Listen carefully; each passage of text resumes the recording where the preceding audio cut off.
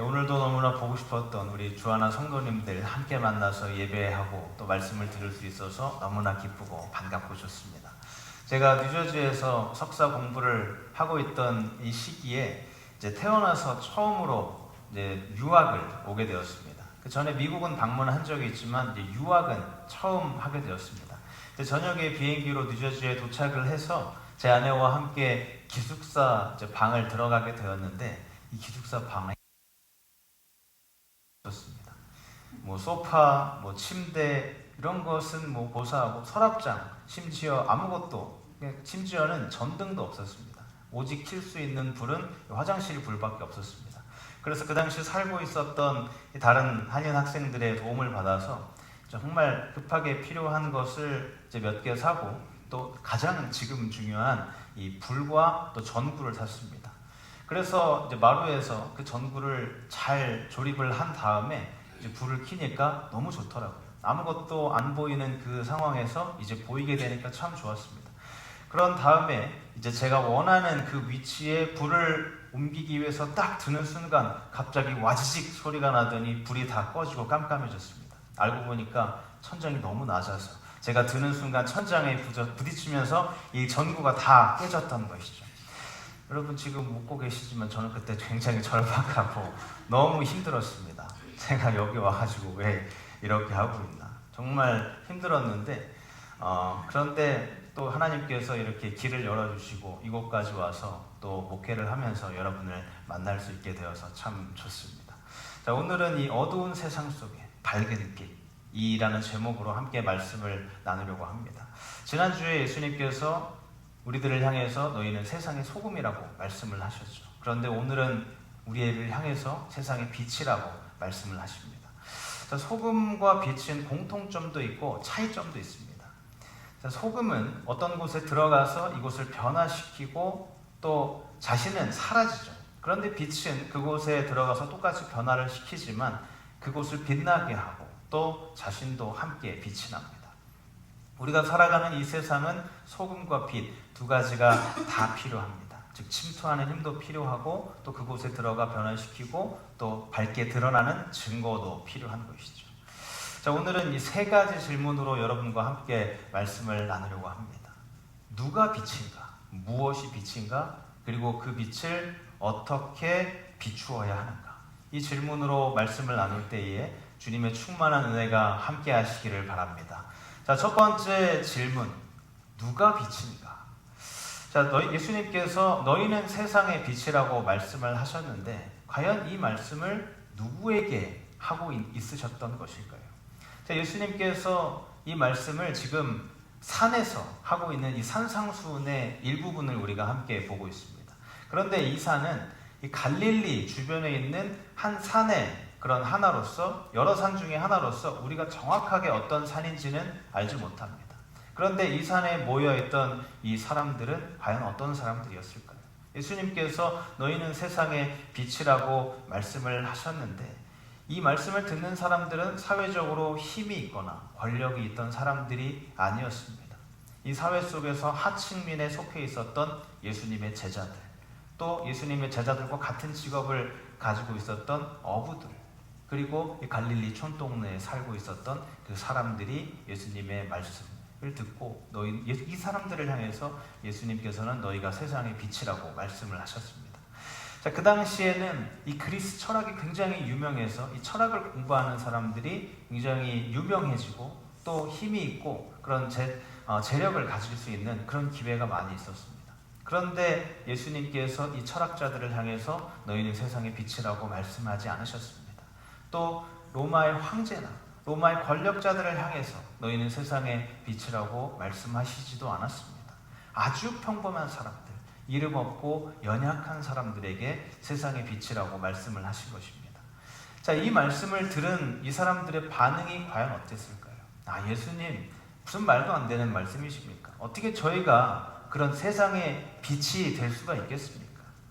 자, 이런 반응을 보였을 가능성이 높죠. 그런데 우리가 지난주에 함께 봤던 이 말씀, 너희가 세상의 소금이다 라고 할 때 이 너희는 이 헬라어를 바로 직역을 했을 때 오직 예수님을 믿는 너희들, 그 예수님을 믿고 따르는 너희만이 세상의 소금이다 라고 말씀하신 것이 오늘 본문에도 그대로 적용이 됩니다.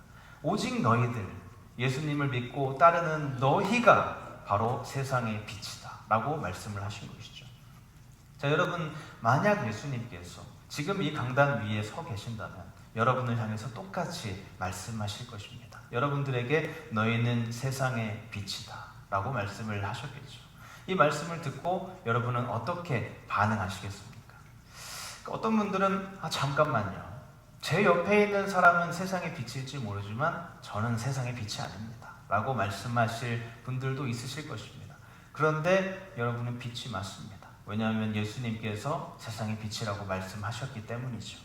그런데 우리는 이 사실을 제대로 알지 못합니다.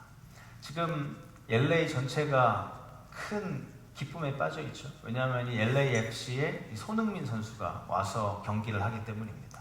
LA 그 FC 구단도 기뻐하고 또 선수들도 기뻐하고 또 LA 시민 전체가 다 기뻐하고 있습니다. 그런데 이 손흥민 세계적인 선수라고 할지라도 이 손흥민 선수 혼자서 경기를 하면서 이길 수가 없죠. 같은 다른 동료들과 함께 경기를 해야 이길 수가 있는 것입니다. 자, 마찬가지로 하나님의 계획은 몇몇 아주 소수의 특별한 사람들을 통해서만 이루어지는 것이 아니라 저와 같이 평범하고 또 이 평범한 사람, 이 사람 모두를 통해서 하나님의 뜻이 이루어지는 것입니다. 자, 오늘날 인류 사회는 자신이 굉장히 지혜롭다고 생각을 합니다. AI를 개발을 하고 또 메타버스, 가상 세계를 개발을 해서 그렇게 우리가 체험하지 못하는 것을 체험하게 해주고 또 자동차도 혼자서 운전을 합니다. 그리고 뉴스를 보니까 이제 얼마 안 있으면 날아가는 자동차가 나온다고 예약을 받고 있다는 뉴스를 들은 적도 있습니다. 자, 이런 것들을 만드는 사람들은 자신이 지혜롭고 또 빛 가운데 산다고 생각을 할 것입니다. 그런데 사도 바울이 이런 사람들을 향해서 경고의 말씀을 고린도전서 1장으로 하고 있습니다. 지혜 있는 자가 어디 있느냐? 선비가 어디 있느냐? 이 세대의 변론가가 어디 있느냐? 자, 바울은 그 당시에 권력자들, 자신이 가장 똑똑하고 또 힘이 있다고 자부하는 철학자들과 과학자들에게 말하는 것입니다. 너희가 자랑하는 그 지혜가 정말 세상의 어두움을 밝혀주었느냐? 이렇게 묻고 있는 것이죠.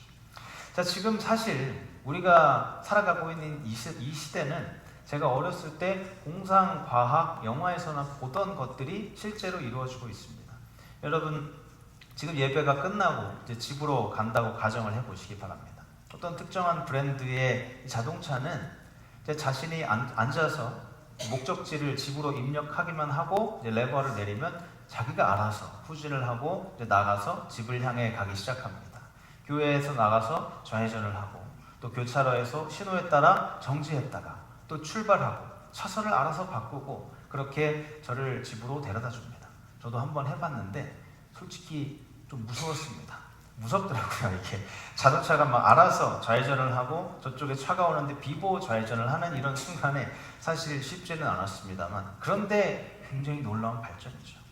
자, 집에 도착하면 현관문 앞에 지문 인식이나 얼굴 인식을 통해서 대문이 열립니다. 그리고 주인의 목소리에 따라서 불이 켜지고 꺼지기도 하죠. 그리고 로봇 청소기가 바닥을 돌아다니면서 집안 먼지를 다 청소해주고 이제는 그 먼지를 스스로 버리기도 하고 또 물걸레로 닦아줍니다. 이런 집이 저희 집이었으면 좋겠지만 안타깝게도 저희 집은 그렇지가 않습니다.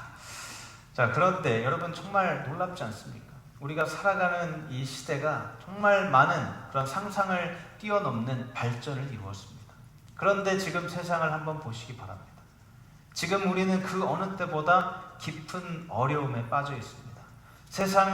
사람들은 경제 발전, 과학의 발전이 모든 문제를 해결할 것이라고 생각을 하는데 실상은 어떻죠?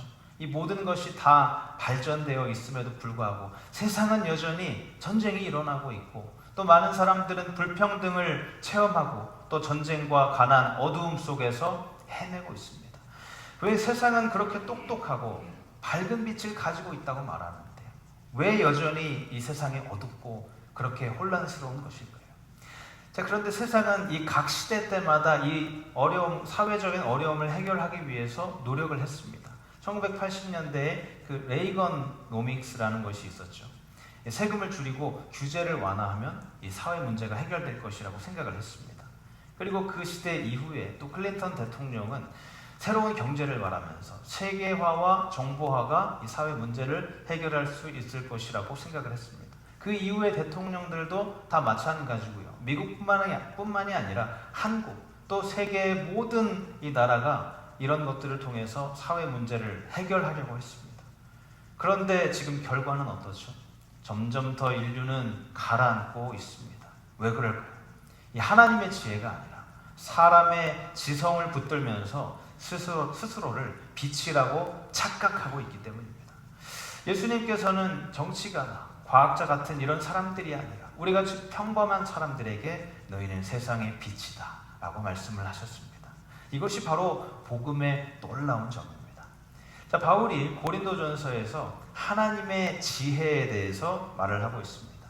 고린도전서 1장을 보시면 이 세상은 그 지혜로 하나님을 알지 못하였습니다. 하나님의 지혜가 그렇게 되도록 한 것입니다. 하나님께서는 어리석게 들리는 설교를 통하여 믿는 사람들을 구원하시기를 기뻐하신 것입니다. 그 뒤에 23절에서 바울은 우리는 십자가에 달리신 그리스도를 전합니다 라고 말을 합니다.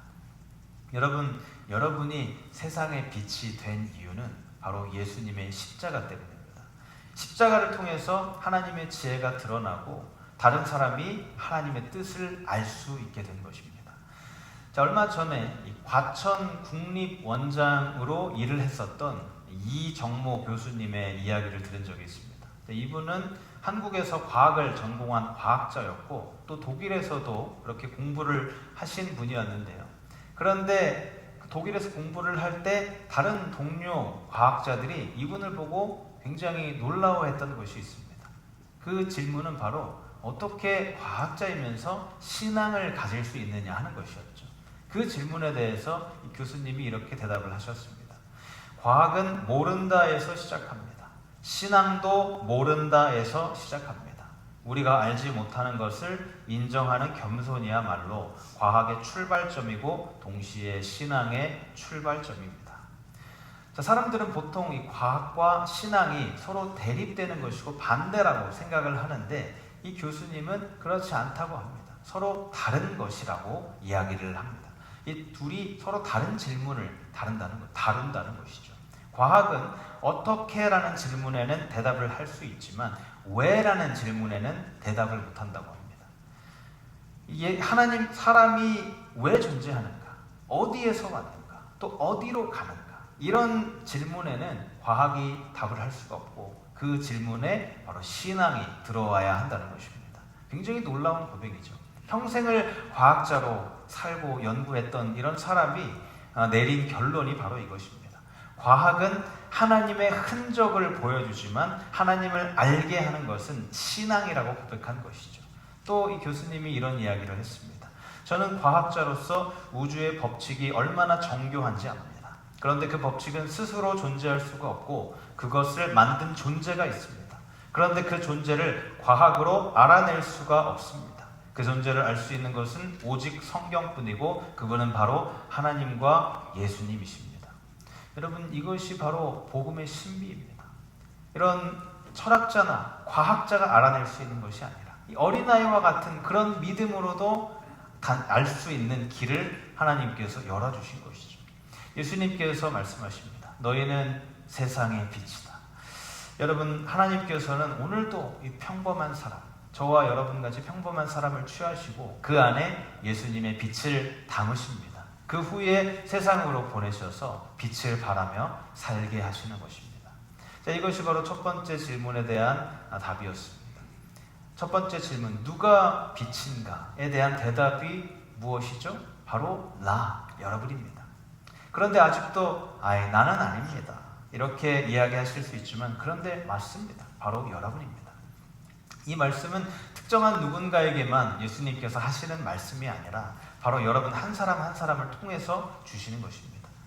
그렇다면 알았어. 이제 내가 세상의 빛이라는 것은 알겠어. 그것을 알고 거기에서 끝나는 것이 아닙니다. 그 다음에 그렇다면 이 빛이 도대체 무엇인가라는 질문을 할 수가 있어야 합니다. 자, 이 빛은 자기 자신을 비추지 않죠. 소금이 자기 자신을 짜게 만들지 않는 것과 같습니다. 빛은 어둠을 비추는 것입니다. 자, 이 말의 핵심이 무엇이죠? 자, 우리가 교회 안에만 머무르는 빛이 아니라 교회 밖으로 나아가는 빛이 되어야 한다는 것입니다. 이 세상 속에서 드러나는 빛이 되어야 한다는 것이죠. 예수님께서 이 점을 설명하시기 위해서 세 가지 비유를 사용하셨는데 이 비유를 하나씩 자세히 살펴보도록 하겠습니다. 첫 번째 예수님께서 사용하셨던 비유는 빛을 드러내지 않는 그 어리석음에 대해서 말씀을 하십니다. 15절을 보시면 말 아래라는 표현이 나오는데요. 이 말이라는 것은 곡식이나 어떤 물건을 담을 수 있는 바구니를 말하는 것입니다. 빛을 기껏 켜놨더니 이 말 아래에 담아놓는다고 지적을 하신 것이죠. 여기서 말, 즉 바구니라고 하는 것은 우리가 세상적인 그런 이기심과 욕심, 이런 세속적인 것들을 말을 하는 것입니다. 이런 것들이 우리의 빛을 가려서는 안 된다고 말씀하시는 것이죠. 자, 그래서 예수님께서는 그 말 아래가 아니라 어디에 두라고 하시죠? 등경, 즉 받침대 위에 두라고 말씀을 하십니다. 그래야 모든 사람을 비출 수 있기 때문이죠. 사랑하는 여러분, 여러분이 구원을 받은 이유가 바로 이것입니다. 여러분에게 주신 그 구원의 빛을 통해서 다른 사람에게 그 빛을 비추게 하는 것이죠. 그렇기 때문에 예수님께서 여러분을 구원해 주신 것입니다. 그런데 혹시 여러분은 내가 구원받은 그리스도인이라는 사실을 혹시 숨기고 살아가고 있지는 않으십니까? 어떤 분들은 직장에서 성경을 꺼내는 것도 부끄러워하시는 분이 있습니다. 그리고 또 카페나 이런 도서관에서 성경을 읽으려고 할 때에 혹시 남들이 나를 보면 어떻게 하지? 라는 마음이 드는 분이 있을 수도 있고요. 또 원래 식사할 때 기도를 하는데 다른 분과 식사를 할 때는 기도를 하지 않는 사람도 있습니다. 여러분, 그리스도인이라는 사실을 떳떳하게 내놓고 사십니까? 아니면 빛을 바구니 아래 숨기듯이 주님을 부끄러워하면서 살고 계십니까? 주님께서 여러분을 빛이라고 부르신 이유는 그 빛을 세상에 비추라고 그렇게 불러주신 것입니다. 그런데 우리는 교회에서는 세상에 비치고 예수님 사랑합니다 라고 고백을 하면서 그 사실을 세상에는 드러내지 못할 때가 있습니다. 사랑하는 여러분, 담대하시기 바랍니다. 주님을 사랑한다는 사실을 우리가 이 세상에 숨길 필요가 없습니다. 주님께서 주신 그 빛은 감추라고 주신 것이 아니라 드러내라고 주신 것입니다. 자, 이렇게 예수님께서는 빛을 드러내지 않는 것에 대해서 말씀을 주신 다음에 이 빛의 사명에 대해서 말씀을 하십니다. 등불을 켜서 등경 위에 두라고 말씀을 하신 이유는 이 빛이 모든 사람을 비추게 하기 위해서였죠. 자, 어떤 분은 이렇게 말씀하실 수도 있습니다. 목사님, 제가 일하는 곳, 제가 속한 곳이 어디인지를 아신다면 깜짝 놀랄 것입니다. 제가 일하는 곳은 이 불신자들로 가득 차 있고 온갖 가십과 또 이 기독교를 향한 모욕적인 그런 말을 하고 있습니다. 일하는 것은 괜찮지만 이곳에서 사람들과 대화하는 것은 쉽지 않습니다. 자, 이렇게 이야기를 할 때 제가 그 마음을 충분히 이해할 수 있습니다. 그렇게 힘들고 어려운 곳에서 신앙생활을 하는 것은 사실 쉽지 않죠. 그런데 여러분, 우리가 한번 생각해 볼 것이 있습니다. 하나님께서 왜 나를 도대체 그곳에 보내셨을까? 입니다. 왜 하필 그런 동료들을 나에게 주셨을까? 여러 이유가 있겠지만 그 중에 하나는 하나님께서 여러분이 바로 그곳에서 빛을 비추기 원하시기 때문입니다. 매년 저희가 송구영신 예배를 드릴 때 촛불을 켜놓고 새해가 오기 전까지 함께 합심해서 기도를 합니다. 자, 그런데 많은 분들이 함께 촛불을 들고 기도를 하면 예배당이 불을 다 꺼놓아도 굉장히 밝습니다. 자, 그 상태에서 촛불 한두 개가 더해지든지 빠지든지 밝기에는 큰 차이가 없습니다. 그런데 이 촛불 하나를 들고 다 불이 꺼져 있는 저 중고등부실로 가게 되면 그 안에서는 굉장히 밝은 빛을 내게 됩니다. 자, 그처럼 이 빛은 어둠 속에 있을 때 진가가 드러나게 되는 것입니다. 자, 이것이 바로 하나님께서 여러분을 세상 속으로 보내신 이유입니다. 그렇게 어두운 곳을 두려워하는 것이 아니라 그곳에서 빛을 비추라고 하시는 것이죠. 자, 디도서 1장을 보시면 바울이 그레데 사람들에 대해서 이렇게 이야기하는 것을 볼 수 있습니다. 그레데인은 항상 거짓말장이며 악한 짐승이며 배만 위하는 게으름맹이다. 그런데 바로 이것이 바울이 디도를 이곳에 남겨둔 이유입니다. 이렇게 사람들이 이상하고 또 악한 그런 행동을 하기 때문에 디도를 이곳에 남겨두신 것입니다. 자, 마찬가지로 하나님께서 여러분의 자리에 두신 이유도 바로 이런 것입니다. 그곳이 너무나 악하고 어둡기 때문입니다. 자, 어떤 분들은 스스로 나는 별 볼 일도 없고 가진 것도 없고 별로 능력도 없는데 어떻게 그렇게 귀한 사명을 내가 할 수 있어? 라고 말씀하실 수도 있습니다. 그런데 여러분, 사실 그런 것들, 이런 조건들은 하나도 중요하지 않습니다. 하나님께서 주신 사명, 그 빛을 그냥 비추기만 하면 되는 것입니다. 그리고 꼭 기억해야 할 것이 있습니다. 이렇게 빛을 비출 때 나오는 빛은 내가 비추는, 내가 만드는 빛이 아니라 바로 내 안에 계신 예수님의 빛, 그 빛을 이렇게 나를 통해서 세상에 비추는 것입니다. 예수님께서 요한복음 9장에 말씀하셨습니다. 내가 세상의 빛이다. 예수님께서 여러분 안에 계시기 때문에 예수님의 빛이 여러분을 통해서 세상으로 흘러나가는 것입니다. 여러분 집에서 이제 빛이, 라이트가 많이 있죠. 그 중에서 가장 중요한 빛이 무엇일까요? 내 천장을 아름답게 만들어주는 그런 훌륭한 샹들리에가 있죠. 그런 것들이 아닙니다. 바로 내가 지하실 내려갈 때 내가 걸려 넘어지지 않게 해주는 이 작은 빛, 이것이 가장 중요한 빛입니다. 자, 마찬가지로 겉으로 화려한 모습, 화려한 조건, 이런 것이 중요한 것이 아닙니다. 내가 그곳에 어디에 있느냐, 그리고 그곳에서 빛을 비추느냐가 중요한 것이죠.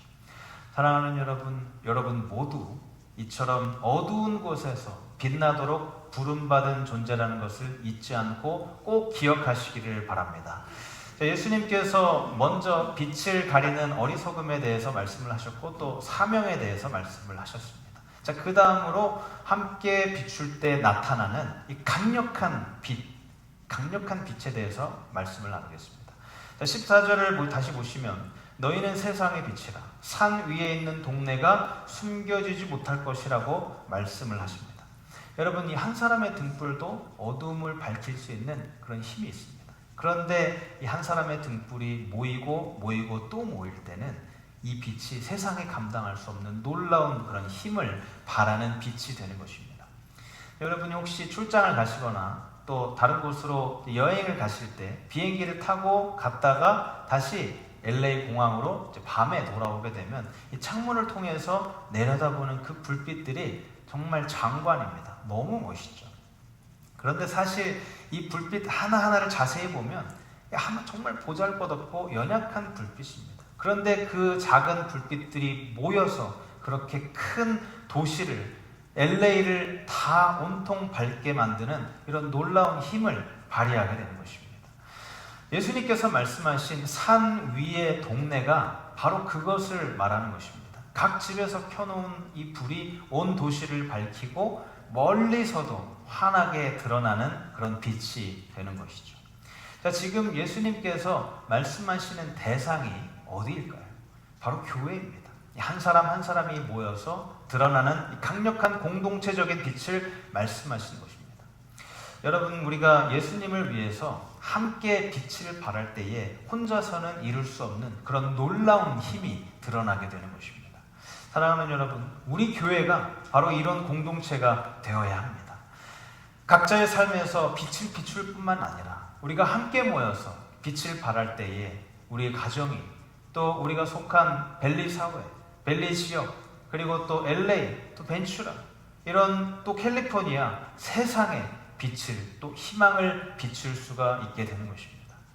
사랑하는 여러분이 각자의 삶에서 빛을 비추고 또 함께 벨리 주안화교회 공동체로서 빛을 발하며 주님께서 주신 사명을 끝까지 감당하는 여러분 모두가 되시기를 주님의 이름으로 축복합니다.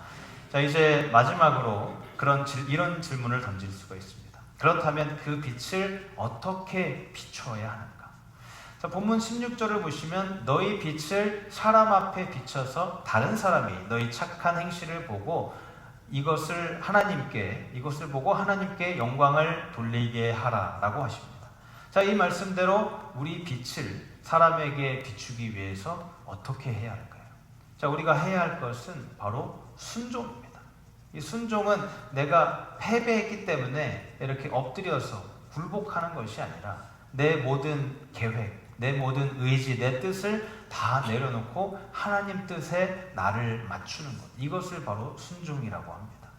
예수님께서는 너희들 스스로 빛을 내려고 노력해야 한다고 말씀하지 않으셨습니다. 너희 빛을 그냥 사람 앞에 비추라고 말씀을 하셨죠. 이것을 하기 위해서 가장 중요한 것은 바로 하나님과 나와의 관계입니다. 하나님과 나와의 관계가 올바로 서 있게 되면 내가 빛을 비추려고 노력을 하지 않아도 이 빛이 자연스럽게 세상으로 흘러나아가게 되는 것입니다. 자, 여러분이 잘 아시는 스데반, 복음을 전하다가 돌에 맞아 죽었죠. 그런데 그 일이 있기 전에 스데반이 유대인들에게 잡혀서 공의회에 끌려 나왔을 때가 있었습니다. 그 장면을 이제 사도행전 6장 15절이 이야기를 하고 있는데요. 그때 얼굴이 천사처럼 빛이 났다고 이야기를 합니다. 어떻게 이 스데반의 얼굴이 이렇게 천사처럼 밝게 빛날 수가 있었을까요? 그 스데반이 안에 예수님으로 가득 차 있었고 또 예수님께 순종하는 그런 마음이 있었기 때문입니다. 사랑하는 여러분, 예수님이 여러분 안에 계시면 반드시 예수님이 드러나게 되어 있습니다. 주님, 제가 여기 있습니다. 저를 사용해 주십시오. 이 고백으로 여러분을 주님께 맡기면 여러분을 통해 반드시 예수님이 드러나게 될 것입니다. 자, 빛을 발하기 위해서 필요한 것이 순종이고요. 그 다음으로 필요한 것이 바로 희생입니다. 빛이 나기 위해서, 불을 만들기 위해서는 반드시 무언가가 타는 이런 희생이 필요합니다. 예수님께서 이 세례 요한이 바로 그 희생의 역할을 했다고 말씀을 하십니다. 요한복음 5장 35절에서 요한은 켜서 비추이는 등불이라 라고 말씀을 하셨죠. 자, 이처럼 등불이 빛을 내기 위해서는 자기 자신을 태우는 희생이 있어야 합니다. 자, 여러분이 주님의 빛을 위한 연료가 되기를 원하신다면 이 오순절날 성령이 임했던 것처럼 우리의 삶이 주님을 위해서 불타올라야 합니다. 오순절날에 제자들은 성령의 불을 받고 그 이후에 주님을 위해서 불타오르는 그런 연료와 같은 삶을 살았습니다. 자, 마지막으로 이 순종과 희생 이외에 필요한 것은 바로 성화, 즉 거룩한 삶입니다. 거룩한 삶. 예수님께서는 16절에 너희 빛을 사람에게 비춰서 너희의 착한 행실을 보고 하늘에 계신 아버지께 영광을 돌리게 하라고 말씀을 하셨습니다. 여러분, 이것이 바로 거룩함입니다. 세상이 여러분을 통해서 주님을 보게 되는 것이죠. 중국에 이 복음을 전파하고 그 복음의 씨앗을 뿌렸던 허드슨 테일러라는 선교사가 있습니다. 그렇게 일을 하고 미국에 다시 귀국을 했을 때 어떤 기자가 이 선교사님에게 질문을 했습니다. 사람들이 당신을 사도 바울에 비유를 하는데 이것에 대해서 어떻게 생각하십니까? 자, 이때 이 테일러 선교사가 이렇게 말을 했습니다. 굉장히 불편합니다. 왜냐하면 저는 단지 제 안에 저를 통해서 예수님을 떠올리기만을 바라면서 일했을 뿐입니다. 여러분, 이것이 바로 성화, 즉 거룩의 열매입니다. 사람들이 우리의 착한 행실을 볼 때 우리를 보는 것이 아니라 우리 안에 있는 예수님을 보는 것이죠. 자, 거룩한 삶, 이 성화의 삶은 몇몇 특별한 선택된 사람들만 살아가는 그런 삶이 아닙니다. 우리가 이 정체성, 우리 그리스도인의 정체성이 바로 거룩함입니다. 우리가 성화의 삶을 사는 이유, 거룩한 삶을 사는 이유는 내가 조금 더 나은 인간, 나은 사람이 되기 위해서 그런 삶을 사는 것이 아닙니다. 이미 우리 안에 계신 예수님이 우리를 통해서 드러나고 이것을 세상이 보게 만들기 위해서 우리가 거룩한 삶을 사는 것입니다. 사랑하는 여러분 모두 세상의 빛으로서 여러분의 거룩하고 선한 행실을 통해서 세상이 예수님을 보게 만들고 마침내 하나님 아버지께 영광을 돌리게 하는 그 귀한 사명을 모두 감당하시는 여러분이 되시기를 주님의 이름으로 축복합니다. 자, 이제 말씀을 마무리합니다. 우리가 사는 이 세상은 그 어느 때보다도 놀라운 발전을 이루었습니다. 지식은 늘었고 과학과 기술은 발전해서 이렇게 많은 것이 좋아졌지만, 그런데 세상은 여전히 어둠 속에 있습니다. 교육이 발전하고 철학이 발전하고 이 모든 것이 다 진보했습니다. 그런데도 전쟁은 끊이지 않고 세상은 여전히 불평등하고 인간의 탐욕과 죄는 여전히 세상을 불태우고 있습니다. 그 불길을 끌 수 있는 것은 과학도 철학도 아니고, 또 지금 이 세상을 이끌어간다고 말할 수 있는 그런 K-팝 문화도 아닙니다. 그 불을 꺼주시고 우리를 건져주실 수 있는 분은 바로 예수님 분이십니다. 자, 그렇다면 이때 우리가 할 수 있는 질문이 있죠. 과연 그 예수님이 여러분 마음속에 계십니까? 자, 단순히 내가 교회에 오는 것이 아니라 예수님을 여러분의 마음의 주인으로 모시고 있으십니까? 만약 그렇지 않다면 바로 지금이 그때입니다.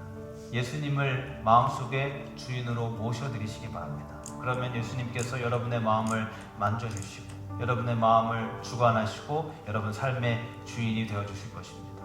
만약 그렇지 않고 이미 예수님을 내 마음의 주인으로 모셔드리신 분이시라면 이 시간 다시 한번 결단하시기 바랍니다. 주님, 제가 세상의 빛으로서 내 가정과 내 속한 사회와 또 내 모든 세상에 그런 빛을 발하면서 살겠습니다. 자, 아무리 어둠이 짙어도 어둠은 절대 빛을 이길 수가 없습니다. 작은 빛 하나가 방을 밝히듯이 여러분이 비추는 그 작은 빛이 여러분의 주변을 밝히고 또 세상에 소망을 던질 수가 있는 것입니다.